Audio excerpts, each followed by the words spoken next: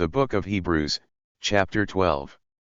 Wherefore seeing we also are compassed about with so great a cloud of witnesses, let us lay aside every weight, and the sin which doth so easily beset us, and let us run with patience the race that is set before us.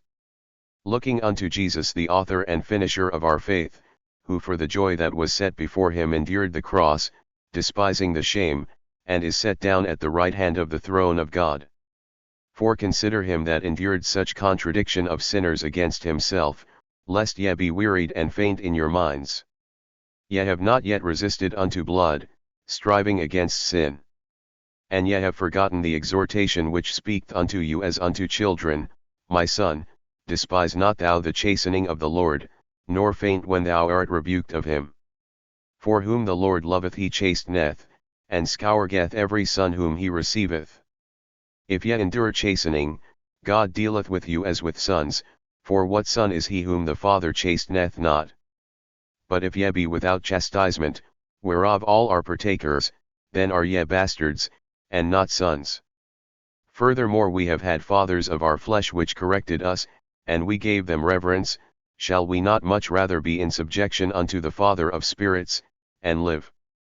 For they verily for a few days chastened us after their own pleasure, but he for our profit, that we might be partakers of his holiness. Now no chastening for the present seemeth to be joyous, but grievous nevertheless afterward it yieldeth the peaceable fruit of righteousness unto them which are exercised thereby. Wherefore lift up the hands which hang down, and the feeble knees. And make straight paths for your feet, lest that which is lame may be turned out of the way, but let it rather be healed. Follow peace with all men, and holiness, without which no man shall see the Lord.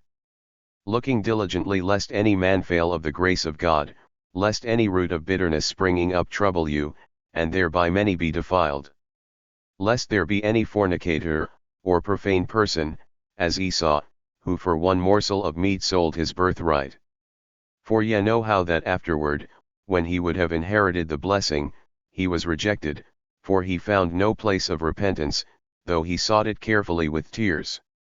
For ye are not come unto the mount that might be touched, and that burned with fire, nor unto blackness and darkness and tempest.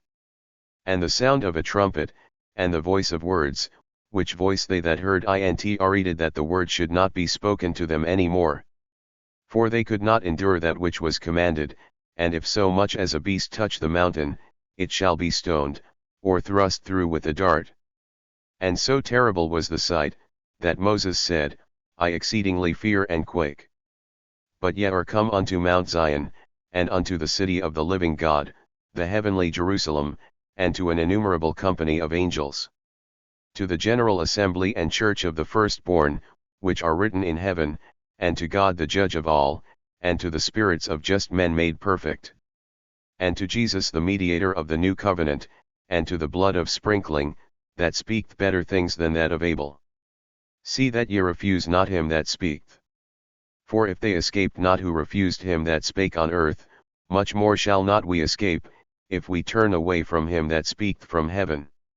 Whose voice then shook the earth, but now he hath promised, saying, Yet once more I shake not the earth only, but also heaven. And this word, yet once more, signifieth the removing of those things that are shaken, as of things that are made, that those things which cannot be shaken may remain. Wherefore we receiving a kingdom which cannot be moved, let us have grace, whereby we may serve God acceptably with reverence and godly fear. For our God is a consuming fire.